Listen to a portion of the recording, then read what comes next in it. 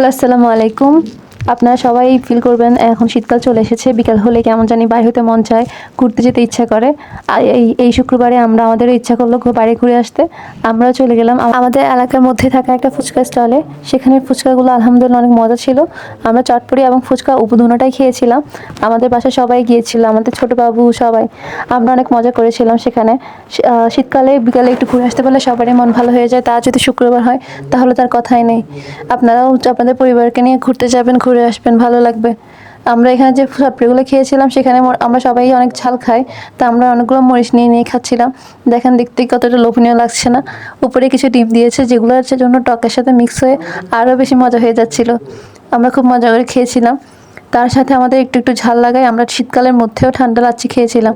যদিও শীতকালে ঠান্ডা খাওয়া উচিত না, তবুও আমরা ঠান্ডা খেয়েছিলাম শুধুমাত্র আমাদের ঝাল লাগার কারণে। এমনিতেও আমাদের বাসায় সবাই শীতকাল গরমকাল কিছুই মানে না, ঠান্ডায় খেয়ে যায়। আমরা ঠান্ডা লাচ্ছিগুলো খেয়ে খুব মজা পেয়েছিলাম। এখানে চটপটি ফুচকার থেকেও লাচ্ছিগুলো খুব মজা ছিল, কারণ লাচ্ছিগুলোতে ছিল একটু চকলেট মিক্স করে দিয়েছিল। ফুচকাগুলো দেখুন আবার কতটা লোভনীয় লাগছে। আমাদের সবাই তো 2 প্লেট প্লেট করে খেয়েছিল, এতটাই মজা ছিল।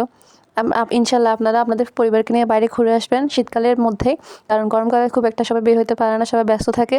শীতকালে সবার ছুটিকালীন দিন, তাই সবারই উচিত সব বাইরে ঘুরে আসা। ধন্যবাদ, ভালো থাকবেন, আসসালামু আলাইকুম।